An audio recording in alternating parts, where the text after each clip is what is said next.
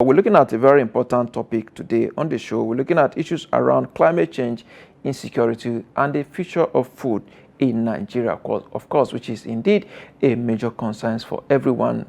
I mean, the insecurity in the system, the climate change, and quite a whole lot is affecting the food production in Nigeria. Of course, I have joining me in the studio Dr. Michael Terungwa. David is the founder, Executive Director of GIFSEP. GIFSEP is Global Initiative for Food Security and Ecosystem Preservation. Thank you for joining us on Business Daily. Thank you for having me. Thank you, Trust TV, for the opportunity to be here. Thank you so much. I appreciate it. Why that package was running, I saw you nodding your head, listening to the concerns raised by farmers there. What do you think is a major problem here? This is a problem of farmers everywhere in Nigeria. The farmer is faced with the issue of access to land, access to input, access to fertilizers, access to small capital, smallholder farmers, as you watched in that clip. And the fact is that these are the people who actually feed the nation, and they produce food, in small quantities, but when you aggregate all the smallholder farmers in Nigeria, you see that it is their food that is in the market and all. And if the people who feed the nation are not able to produce, then it tells you why the prices of food are skyrocketing and all. And it's a pity that the Nigerian farmer is meant to face this kind of issue. Apart from this, they are being killed on a daily basis. Yesterday, 14 farmers were murdered in Borno State. We've heard about all the killings in Plateau, in Benue, in Ondo State, in Enugu State, and elsewhere in Nigeria. The farmer. So the question is, where is the renewed hope for farmers in Nigeria? The lives of farmers in Nigeria, I would say they have become endangered species, in their own country. They are the receiving end of everything. And when climate change comes and the flooding comes, it is their land, it is their livelihood that is impacted without help, without support from the government. And so it's a very pitiable situation for Nigerian farmers and what they are going on. Indeed, a very pitiable situation. But despite these challenges, many of them are still willing to go to their farm. You see their complaint there. They complain about the delay in terms of input supply and the cost as well. Which is very huge in this regard. I mean, it's a major concern, don't you think so? Yes, because this is the only source of employment for millions of Nigerians. I mean, if they don't farm, what else can they do? There are no jobs, nowhere at the factories. How many people can the government employ and all? So you find very good number of people going back to the farm. As a matter of fact, the ban on importation of certain food actually helped, to empower these farmers, because the price of foodstuff, was high and farmers were making some good returns for their investment. But then they are faced with this serious challenge. So what do you think if a farmer is renting one small piece of land for as much as 50,000 naira? That is the salary of some people in the country. And in the end, with all the input and all, how much do you think the price of food will go for? The insecurity and all that they have to deal, the risk that they have to deal with as well. And that's why the prices of food are high. Indeed. Let's see, how much trouble are we in terms of food security? I mean, where farmers, are still fighting over farmland at a time that they should be busy cultivating their lands. This is a very serious issue. And I feel sad that we seem to be politicizing the issue of security, especially security for the farmers. We call it farmer header crisis, which to me is really not farmer header crisis anymore. This is more like a deliberate attempt not to allow farmers to grow their crops. In most parts of the country, the rain is just setting in. Farmers are just preparing to go to the field. And then you attack farming communities and displace them. What are you clearly saying? You don't want them to produce food this year. What is the implication on that, on national food security? The Cadre Harmonizing Report, which is an annual report on food assessment, food security and nutrition assessment, of the country, is annual. This year, the report was released in March. The good thing is that it is not independent bodies. It is a report that was produced the Federal Ministry of Agriculture and Food Security in partnership with other development agencies like the FAO and all, produced this report. And the report clearly shows that 30.6 million Nigerians are exposed to food insecurity in 2025. That is a big number. That is more than 10%. But I'm sure if you ask Nigerians on the streets, they will tell you that number is very small. Yes, they are being magnanimous. Yes. When you look at that number, the number shows that 22 states are very, or will be very vulnerable to these issues. And then the report further shows that 11 million children, 11 million Nigerian children, the future of the country, are exposed to this food poverty and nutritional poverty within this period. And the report also says that the lean period when this will be, we show the most is between June to August. Absolutely. And when June to August, that lean period is when most of the farmers in Nigeria have planted, right? And are just expecting, harvest. Yes. Yeah. So it might drop around that August period or September. By then, a lot of things are coming in, corn, tomatoes, and all. So at that time, you see a clog in the market, and then prices of few things, drop. But the impact of that on the national economy is very huge. And that's why I think that we are not taking the issue of security for farmers. And when I say farmers, I mean all. It's not just crop production, it's also poultry, it's also animal husbandry and all. We must end the killing of farmers in Nigeria.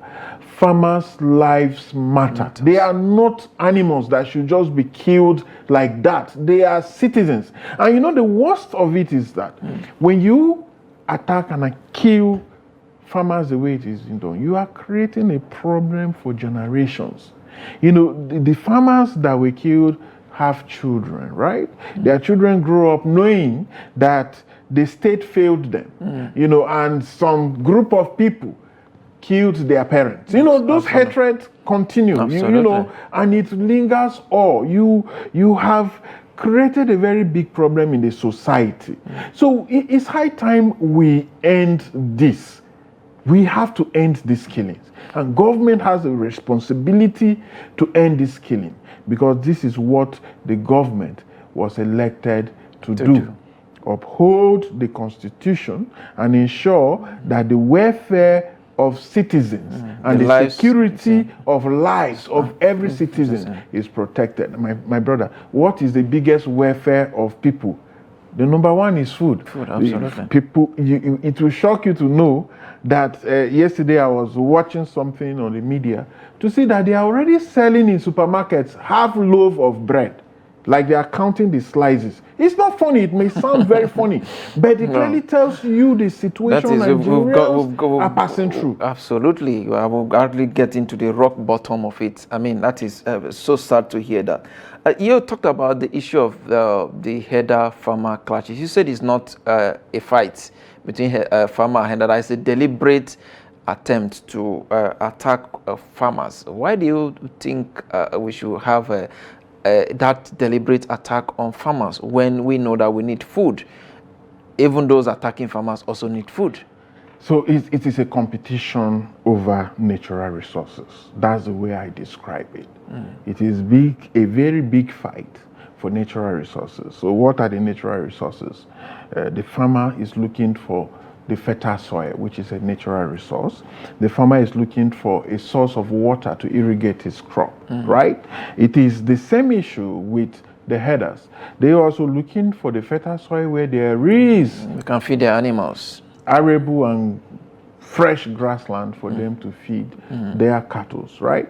They're also looking for fresh water where they can also take care of their cattle. So when you look at this issue, vis-a-vis the population of Nigeria, you see that at independence, what was the size of the country? The size has remained the same, right? But the number of persons we had in the country was about 40 million Nigerians at the time. Now, what has happened? Fast forward to today, we are looking at about, in quote, we are not very certain, but say some will quote 220 million, or some will say 230 million Nigerians. These are mouths that need to be fed, right? Now, what is the size of land that is actually available, is arable at the moment? So, urban expansion. And that's why these people, the smallholder farmers, are looking for land to also plant their crops, right? Human development, infrastructure have taken over some of the arable lands in the country. I mean, I say this sometimes jokingly, that if there's anything, the size of the country has actually reduced because we cut out Bakassi and ceded to Cameroon. But when you look at the level of land degradation, where the arable land should be, has also dropped drastically. So we look at desert encroachment up north. It should worry us to know that the desert encroaching at the rate of about 1.6 kilometers, or so annually. That is very huge. We are losing land, right? So where were herders before now? They were mostly within the Sahel, and sub-Saharan region. But right now, with climate, with desertification, they are shifting down to the center slowly. It's so difficult. You can't just ask them to stay in a place that cannot feed them and take care of their animals as well, and so they are moving. But is that the right way? That's the question I always say. Should that be the right solution? To me, it is not the right solution. The number of cattle we have in Nigeria is 0.1% to what Brazil has. But you will never hear of this kind of issues in Brazil. And that brings me to the new Ministry of Livestock that was created by the current government. What do you think should be their immediate responsibility? Because this the ministry was created to take care of all these challenges that you have highlighted. Ranching, or should we, find a means to end this crisis? A lot of discussion have gone on with regards to ranching. A lot of people doesn't seem to agree with it. The fact about this is that we must have a multifaceted, approach. It is not the kinetic approach alone. Yes, people should be held responsible. The Constitution of Nigeria said if you kill, that is criminality. So when people kill, they should be arrested, and let the law take its course. But when people deliberately kill people in this country, no one is arrested. How many people have been arrested from all that you've been hearing from? That's where impunity is. And so people are emboldened, to keep attacking people, knowing that nothing will happen. Absolutely. So that's a problem. But another way is that, look, when you alone are safe, nobody is safe. Those are the words of Pope Francis that was just interviewed last week. The fact is, we must come together as a people and come up with a plan to say, look, we have had this enough. Both the farmers must give way, right? And the herders must also give in. One of the solutions that I propose is that let the states come up with a proper land use plan. So when you come up with a land use plan, you look at your land and map up clearly to say, okay, this area is arable land enough for growing crops.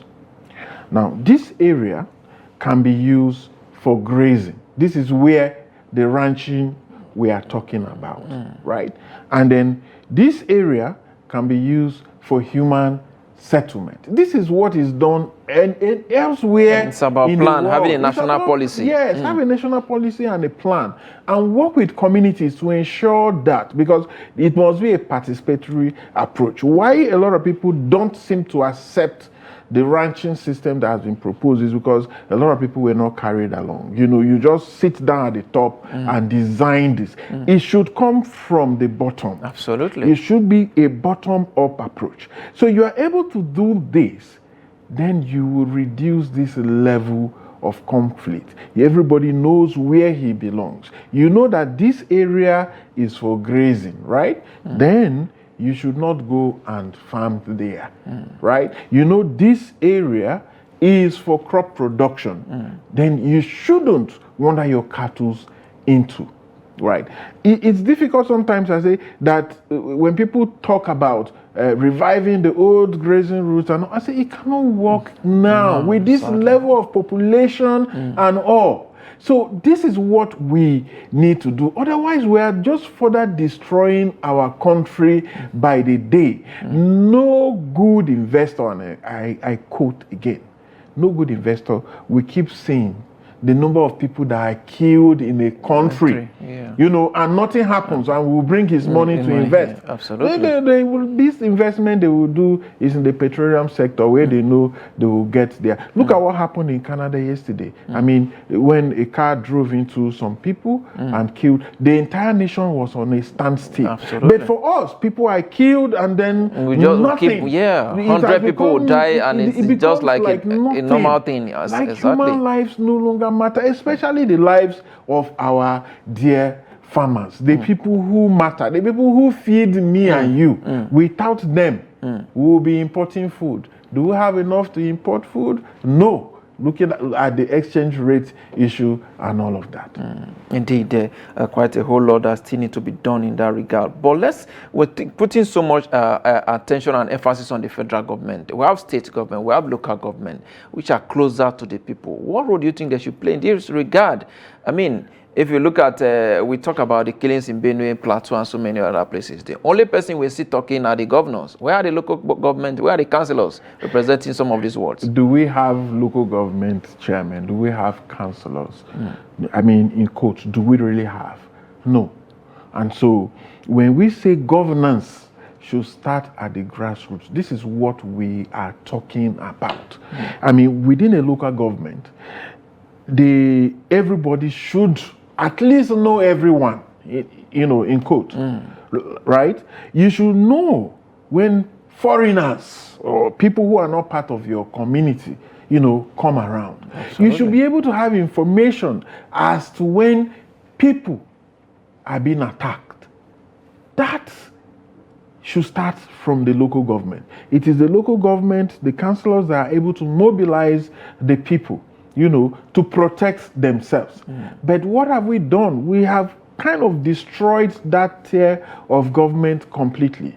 You know, so every month, we no longer even hear of local government. We only hear when, you know, local government caretaker committees that are just appointed by the governors and don't really have real connection with the people. The connection they have with are the political area boys, you know, within the local government. And this is a very big issue. And that's why sometimes we look at the democracy we are practicing in Nigeria today. Is this really democracy?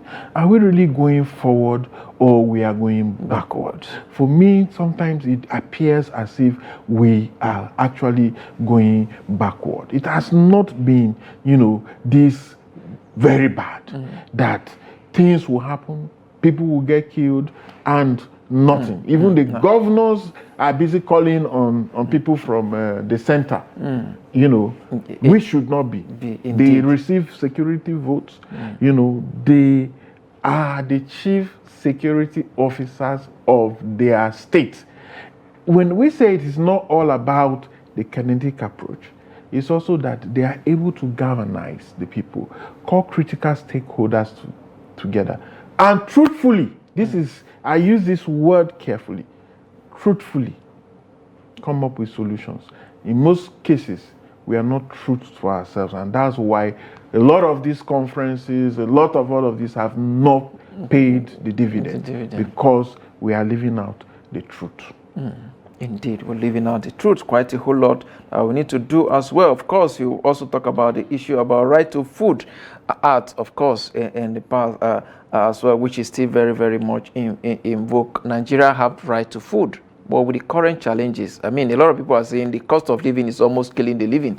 I mean, what do you think should be done? The awareness is not there in that regard as well. Yeah, so this, as you know, is the Constitution of Nigeria. It is not just an act.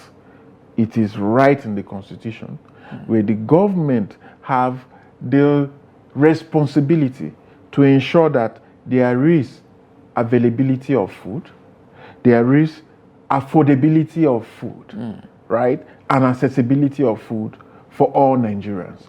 The question is the government implementing the Constitution? Let me use that word, the Constitution, because this is actually the Constitution of Nigeria. It is not just an act. When people are being killed and nothing happens, is the government actually respecting and upholding the Constitution? This is what all the governors and even the president were elected to do. So if we have the right to food of every Nigerian, and you allow farmers to be killed to impact on the right of food for every Nigerian, it means you are not upholding the Constitution. And to me, it's an impeachable offense. We're talking about being an impeachable offense. That will be a story for another day, because with the kind of National Assembly that we have, that will be very difficult to actually do right now. Let's, if you can expatiate more about this right to food act, so that Nigerians can know much better about it. How long, has the act been in existence? What are the content? What right do they have if they don't have food? Do they have right to sue the government? So when Nigerians, we've been sensitizing Nigerians on the right to food act. And when a lot of people hear, the first question is, so can I just walk into any restaurant and ask for food for free? No. So the fact about is that in 2023, in March, before President Muhammadu Buhari left the office, he signed the Right to Food Act into law. And that Right to Food Act guarantees the citizens, the government must ensure that they guarantee like I mentioned, the availability of food, and the accessibility of food and the affordability of food for all Nigerians. And the question is, right now, is food available? And the question is, we will say yes. Is it affordable? The question is no. And is it accessible to most Nigerians? Is also no, because you can see the food, you cannot afford it. So it's also not as accessible. And then government must also ensure, that no one, individuals, companies, infringe on the right to food of Nigerians. By this, all those who buy food and hoard them and sell late, or those who kill farmers, for example, or those, who impact on soil, where farmers are not able to produce, or those, who pollute the land, for example, should not be. But because it is under the Chapter 2 of the Constitution, a lot of people will say, oh, it is not justiciable. Yes, agreed, it is not justiciable. But when you look at the right to life of every citizen, can you have life without food? The question is no. So if you die because you don't have food, dying because you don't have food does not just limit to starvation. If you don't have good food and there is nutritional issues with you and you fall sick and you die, it's also because you don't have food. So it's actually food and nutrition. And so when you die, it means murder has been committed. Yes. So right to food is actually right to life. And that's why citizens must demand, any law that citizens don't demand for its implementation, it will just be a piece of paper. It is a law of Nigeria, but citizens must demand accountability for the implementation of this law, especially at the state level, because this also falls under the purview of the state governors as well. So the question is, how much is state budgeting for food? How much does the federal government budget for food? Do you care to know? Do you demand if how much was budgeted in the 2024 budget? How much was released? So sometimes I feel that we, the Nigerian citizens, are tired. We have given up, and so we allow these people to do whatever they should do. I think it goes beyond that. So the thing about this is that we are saying governance is beyond contract award. Absolutely. It's good to build infrastructure, right? But if people are not protected, and if those infrastructure, is impacting on the livelihood of the people, and I will explain this. In Abuja, for example, the estates are coming up everywhere. Most of the estates are in very arable lands, right? They take over very good land. Well, I'm not saying housing is bad, right? But if you have proper land use planning like we have elsewhere, you should know areas that can be used for agriculture. Absolutely. Know good areas that. But in this case, what do they do first? They destroy they cut down all the trees and build all the houses, and not even a single tree is planted back. Look at the weather forecast for this year. 30 states will be flooded, right? Absolutely. Who will be impacted? It is the farmers again.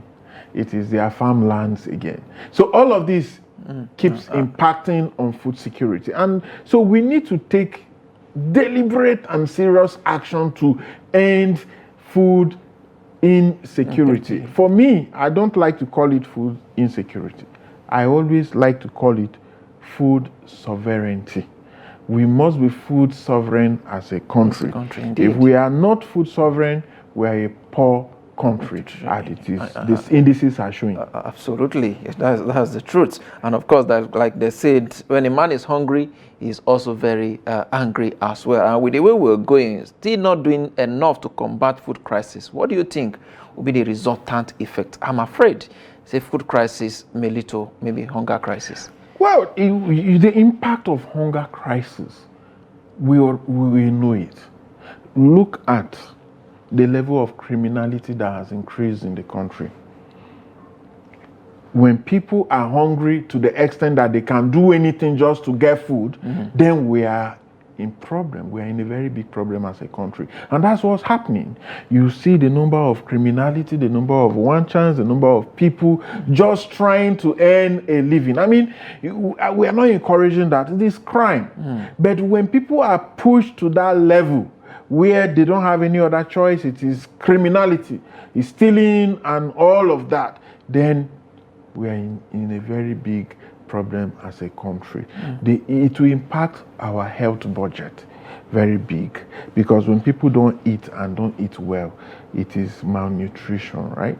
It is all the health related issues that are, have to do with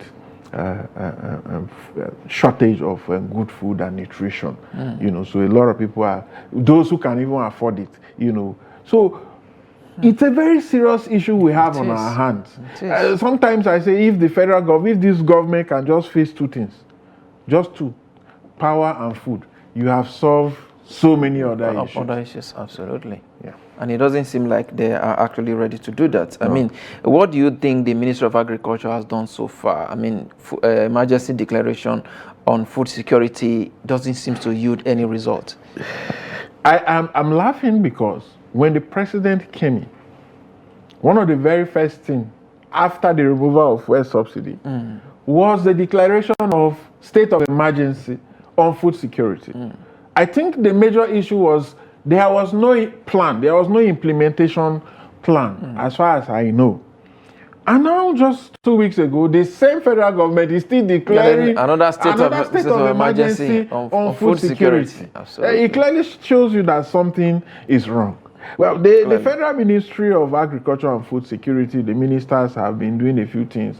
I saw the importation of 2,000 tractors. I saw the distribution of inputs, in some few states and all. But I think that tackling the issue of food security is much more than that for me. Absolutely, sir. But just to butt in here, do you think we are trying to implement a model that doesn't suit our system? I think also that this issue is not a short-term kind of approach. You must have the immediate plan, right? The short-term plan, the immediate, and the long-term plan. Absolutely. So, but what I see that is happening is more of a short-term kind of approach. When people say, "Oh, we are hungry," they go around distributing bags of rice. You cannot end hunger like that. That should not be the job of the federal government. Absolutely. Yes, you can support. Then, when you do that, what happens? The states are sleeping. Where are the lands? The lands are in the state. Where are the farmers? They are in the state. The report you showed there was Bauchi State. The land they are talking about is not federal government land. It's community land owned by people in Bauchi State. So the state governments need to do more. Absolutely. Indeed. As we begin to wrap up the conversation, now let's quickly look at the Katsina State Climate Action and Green Investment Summit last week in Abuja. I think last week Wednesday. Quite a whole lot of issues did came out of there. About $5 billion budget there for renewable energy. Kind of, what do you think is a state that is a climate change vulnerable like Katsina State? Which area do you think they are actually investing in the right area? So when I think to me it's more of the tackling energy poverty in that state. I've done some work in Katsina. We did a project called Participatory Land Use Mapping and Land Use Planning, and where we went around communities and developed like community action plans. And one of the things that stood out in most of these communities, and when you see the landscape in Katsina, as soon as you are going into Katsina, the desert is, the question you ask, or the people of Katsina State should ask themselves, is this: Katsina State receives more rainfall than Niger, southern Niger, where they are bordered. But you will discover that southern Niger is greener than Katsina. Wow. Katsina is drier. Why? So I think that there is that need to go on aggressive afforestation, farmer natural land regeneration system, where you plant trees, farmers take care of the trees, they own the trees, and it should not just be any tree, trees that are very valuable, So this is what I talked about, the land use planning and land use mapping. Absolutely. So when you plan, you know that, okay, this area, we should have a forest that has 1 million trees, and is protected. So you help reduce the level of desert encroachment in that part of the country. You help to revive the soil that is so degraded.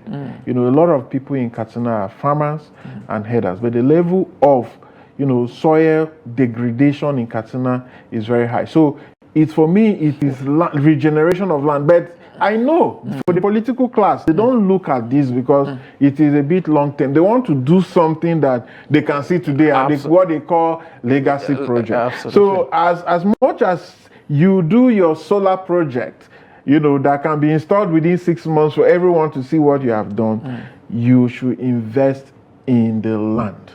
it is critical. It is only the land Yeah, that can even sustain though the people. part of the land has been taken over by insecurity. Oh yes, that is another thing. So that's for me again. When you look at that's why I talk of community coming together. All right. A community can come together and form what you may call natural resources security committee within the community. All right. You know, and then when you provide security for farmers, you are sure that your forest is also protected, absolutely. and then the land is also protected. All right, quite a whole lot to talk, but time is always not our friend. I must thank you, Dr. Michael Terungwa David, founder, executive director of GIFSEP. GIFSEP is Global Initiative for Food Security and Ecosystem Preservation. Thank you so much for your time on Business Daily. Thank you. We must end these killings. And thank you, Trust TV, for being a voice for farmers. Thank you so much. I appreciate that. With that, is a wrap on the show today. We'll be back again tomorrow. I am Yusuf Akogu.